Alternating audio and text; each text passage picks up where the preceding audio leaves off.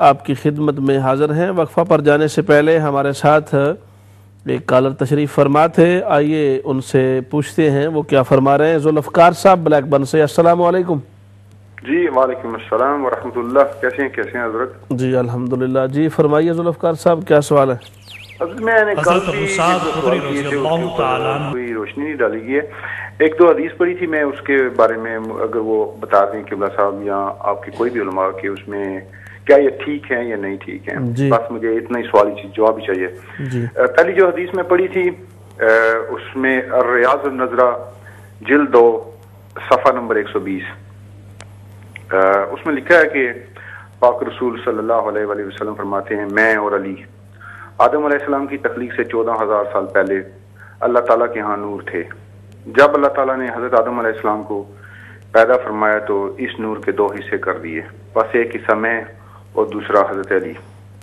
اور دوسری حدیث میں پڑھوں گا، علی تمام انسانوں سے بہتر ہیں اور جو انکار کرے وہ کافر ہے، کنز الحقائق جلد نمبر 2 صفحہ نمبر 17۔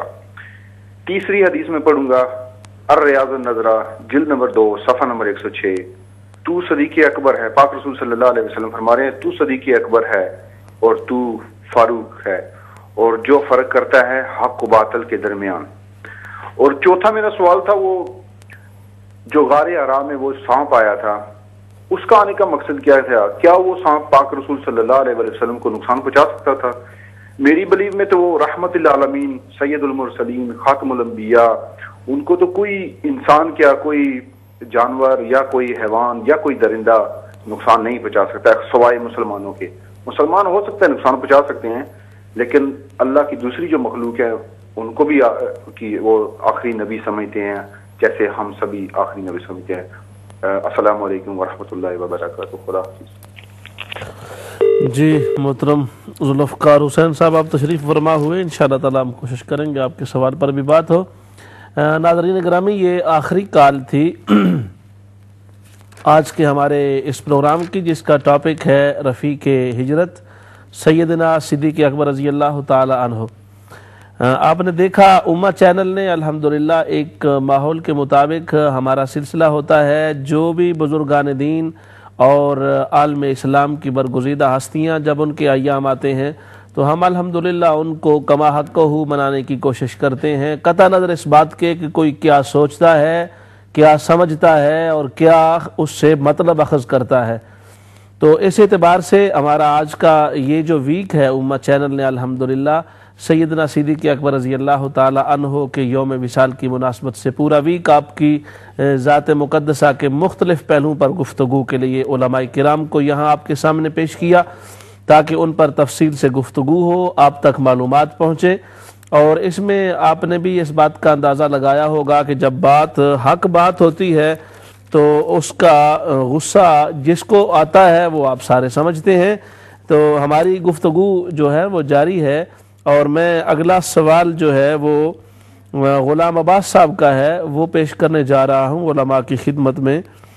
اور وہ سوال یہ تھا کہ جو رسول پاک صلی اللہ علیہ وآلہ وسلم نے کہا وہ آپ کرتے نہیں ہیں، اس طرح کی کوئی انہوں نے بات کی، اور اللہ تبارک و تعالیٰ کی ذات قدسیہ کے حوالہ سے بھی اور اللہ پاک کی ذات بابرکات اور شان عزا و جلہ کے بارے میں بھی انہوں نے بڑی عجیب سی باتیں کی۔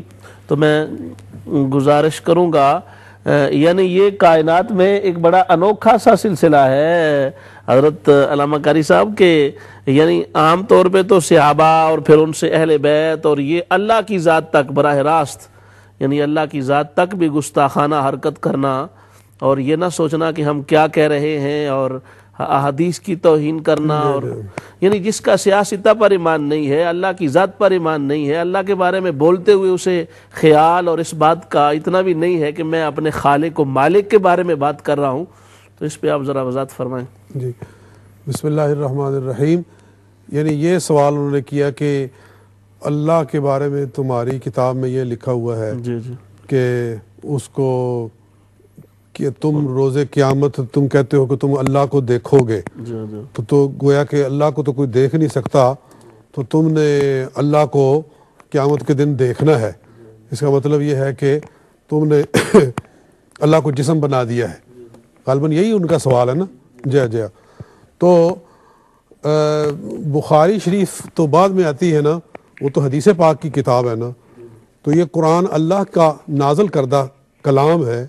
اگر اس میں لکھا ہوا ہو کہ مومنین روز قیامت اللہ کو دیکھیں گے تو پھر اس پر تو ایمان لانا چاہیے کہ نہیں لانا چاہیے؟ جی ہاں.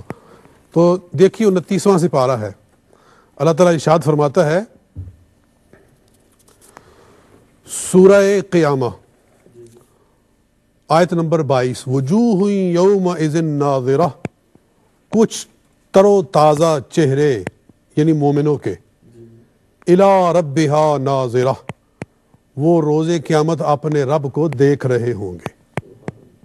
یہ قرآن کی نص ہے کہ نہیں؟ تو نص پوچھتے ہیں تو بخاری کو نہ مانو, اور خدا کے بندو اللہ تمہیں ہدایت دے, قرآن سے بھی گئے ہو, قرآن سے بھی ہاتھ اٹھا لیا ہے. جب قرآن کہہ رہا ہے کہ تر و تازہ چہرے, تو وہ جن کے تر و تازہ چہرے ہوں گے نا وہی دیکھیں گے. جن کے تر و تازہ نہیں ہے نا, جو اعتراض کرنے والے ہیں, خود ہی تماچے مار مار کے تو کام خراب ہوا, جنہوں نے اپنے منہ خود ہی کالے کیے ہوئے ہیں, وہ قیامت والے دن نہیں دیکھ سکیں گے. اس لیے اللہ تعالیٰ ایک جگہ اور بھی ارشاد فرماتا ہے کلا انہم عن ربہم یومئذ لمحجوبون, جو بدبخت کافر ہیں وہ قیامت والے دن اپنے رب کے دیدار سے محروم ہوں گے. کلا, خبردار سن لو, انہم وہ لوگ عن ربہم اپنے رب سے, یومئذ اس دن, لمحجوبون وہ حجاب کے اندر ہوں گے. تو کافروں کو اللہ تعالیٰ فرما رہا ہے کہ وہ روز قیامت اللہ کے دیدار سے حجاب میں ہوں گے, اور جو تر و تازہ چہرے والے ہیں وہ روز قیامت اپنے رب کا دیدار کر رہے ہوں گے. تو مجھے بہت ہی غصہ ہے اور افسوس ہے کہ سیاہ ستہ کو سیاہ ستہ کہہ کر, اس وجہ سے کہ سیاہ ستہ میں یہ لکھا ہوا ہے کہ اپنے رب کو روز قیامت لوگ دیکھیں گے, اس لیے اس کو سیاہ کہا ہے. تو نامرادو تم پھر قرآن پاک کو کیا کہو گے؟ جس طرح تم خود سیاہ, اس طرح تم نے بخاری شریف کو سیاہ کہہ کے اپنے رب کے عذاب کو دعوت دی ہے. جی اور جو لوگ ایسا کرتے ہیں یقیناً روز قیامت وہ اللہ کے دیدار سے محروم رہیں گے. اس لیے علماء فرماتے ہیں کہ معتزلہ روز قیامت اپنے رب کو نہیں دیکھ سکیں گے, اس لیے کہ جو جس نعمت کا انکار کرتا ہے اللہ تعالیٰ اس کو اس نعمت سے محروم کر دیتا ہے. جو لوگ آج ایصال ثواب سے منکر ہیں, علماء فرماتے ہیں ان کو ایصال ثواب نہیں ملتا, کہ جو جس نعمت کا ہی انکار کر دے. کفار نے جنت سے انکار کیا, جنت سے محروم ہو گئے. معتزلہ نے خدا کے دیدار سے انکار کیا, وہ خدا کے دیدار سے محروم ہو گئے. تو یہ لوگ جو اس وجہ سے بخاری کے اوپر اعتراض کر رہے ہیں, یقیناً یہ بھی خدا کے دیدار سے محروم ہوں گے. ان کا تر و تازہ چہرہ نہیں ہوگا.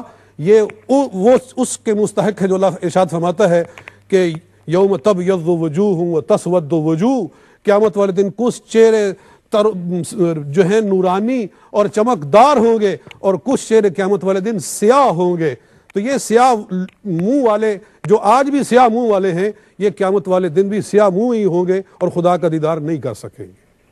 تو میرا خیال ہے اس سے بہتر اس سوال کا جواب نہیں دیا جا سکتا. اگلا حضرت انہی کا سوال تھا کہ مولا علی مشکل کشا مولا کائنات حضرت علی المرتضیٰ شیر خدا نے فرمایا ہے کہ میں ہی صدیق اکبر ہوں. جی یہ اپنے منہ میاں مٹھو بننے والی بات ہے. جی ایک آدمی خود کہے تو یہ اور بات ہے, اور رسول پاک کا کسی کو صدیق کہنا یہ اور بات ہے. ایک کہتا ہے میں صدیق ہوں, حالانکہ یہ جھوٹی باتیں مولا علی شیر خدا کی طرف منسوب کی جاتی ہیں اور شیعوں نے بنائی ہوئی ہیں. ان کا اہل سنت سے کوئی تعلق نہیں ہے. یہ ایک شیعہ روایت ہے, اس کی بنیاد پر حضرت علی کی طرف منسوب کیا گیا ہے کہ میں صدیق اکبر ہوں. یہ میرے پاس تفسیر قمی ہے, یہ شیعوں کی کتاب ہے.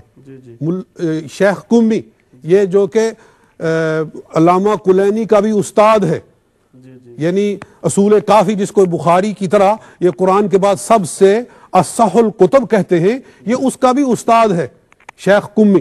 یہ روایت کر رہا ہے. اسی آج رفیق ہجرت کی بات چلی ہے, وہ کہتے ہیں غار کے اندر فمسح علی عینیہ, حضور صلی اللہ علیہ وسلم نے, یہ صفحہ نمبر ہے 266 تفسیر قمی کا, تو کہتے ہیں کہ فمسح علی عینیہ, حضور صلی اللہ علیہ وسلم نے ابو بکر صدیق کی آنکھوں پر ہاتھ پھیرا, فرآہم, تو حضرت صدیق اکبر نے بھی جعفر طیار کی کشتی کو دیکھ لیا کہ وہ سمندر کے راستے مدینہ شریف کی طرف مومنوں کو لے کر جا رہی ہے، تو فقال رسول اللہ صلی اللہ علیہ وسلم فقال لہ رسول اللہ صلی اللہ علیہ وسلم، تو حضور صلی اللہ علیہ وسلم نے کہا ابو بکر سے انت الصدیق، کہ تو صدیق ہے، کہ دوسرے لوگ تو صرف سن کر مانتے ہیں اور ہم نے تجھے دکھا بھی دیا ہے، جی تو نہ صرف یہ کہ سن کر مان رہا ہے، تو دیکھ کر بھی مان رہا ہے۔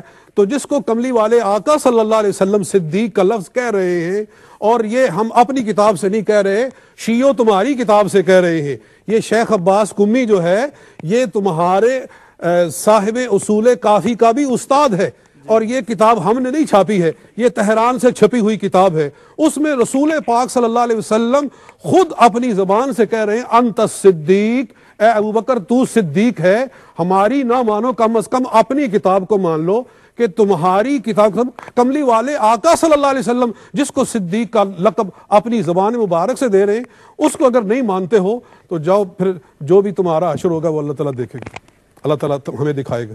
ماشاءاللہ ماشاءاللہ۔ یہ انہوں نے اگلا سوال ان کا یہی تیسرا سوال یہ تھا کہ